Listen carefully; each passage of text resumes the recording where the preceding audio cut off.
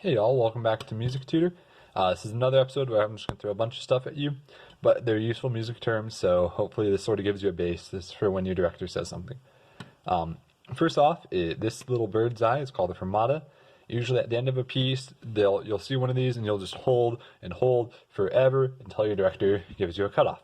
So let's talk about dynamics. So first we have triple P, which stands for pianissimo, pianissimo, and that is the quietest you can play or sing, whatever. This is like absolute quiet as you can go. A little bit louder than pianissimo is pianissimo, and that's just a little bit. So this is just showing how like this volume in relative. So that's kind of quiet. And then you have piano, which is a little bit louder but still rather quiet. Mezzo piano, which is louder but like that's average. Mezzo forte, and then mezzo forte is where we start to get louder. And honestly, most people talk at a mezzo piano or mezzo forte. Forte is pretty loud. Fortissimo, the two F's, is really loud. And fortissimo is super loud. Like that is, you're blaring through your instrument. You are screaming at the top of your lungs, and you are going loud. So yeah, those are just the dynamics. So P is piano, F is forte, M means middle. So just some combination of that. I'll show you how it is. And then there's a thing called crescendo and decrescendo. So this little alligator means you get louder. You open up, you go wow, and then this is called the decrescendo. You go, ooh, you get quieter. Okay.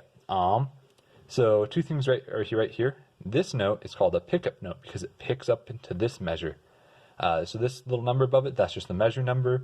Around the seventh measure, it helps the director be able to say, hey, I want you all to circle measure 7. It didn't sound good. Look at that and practice that. So you do pickups to 7, so it'd be ba-da-da-dum, or like that. These two symbols are called the repeat. You're always going to find these in a pair because there have to be 2 repeats. So the way you play repeats is you go through, play it normal, and then you reach the sign and you go, oh no, and then you go back to this first repeat, and then you keep playing through. Sometimes there's like ending 1, so after you'll do this one and you play through all the piece, you'll see something that looks like ending 1, and you'll see that double bar line with the dots, and that's 1 or 2, and it's just new notes, and you keep going on. So this is called a glissando, or a gliss, and it's when you like kind of hit all the notes in between. So it'd be boom, and yeah, it can go up, down, but that's just a gliss. This is called the caesura, so you just stop. And it's usually dramatic and a sudden stop of everything.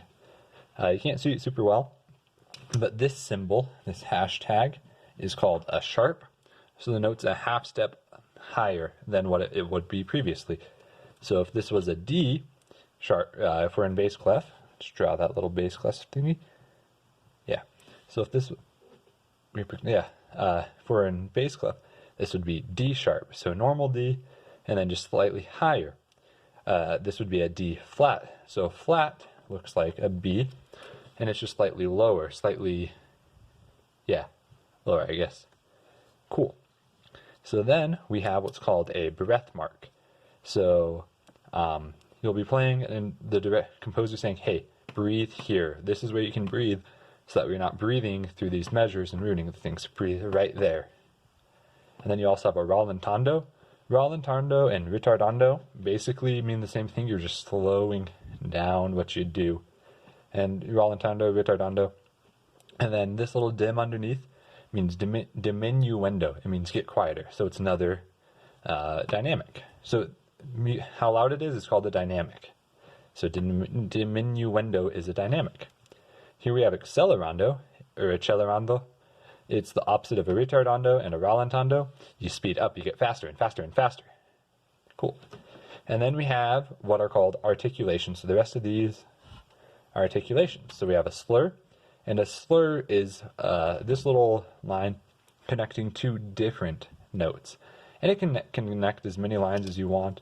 You can see a whole thing of ba-da. And this can all be slurred together. But a slur connects different notes. So let's say we're in treble clef down here for funsies. So it connects this B, D, E, I guess that's an E, and that D. So it connects all that. Whereas a tie right here is the same note. It ties together. So a tie, you're just going from this note to the same note. So a trill, I've never seen this in choir, but in band, it's when you go back and forth.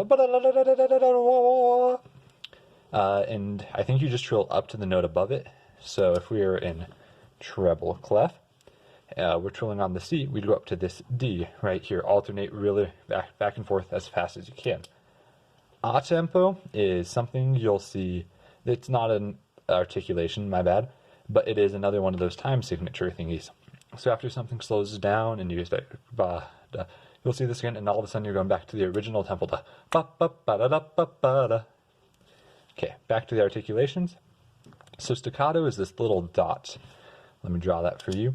And so that means play it short and sta and ba, da, da, just short.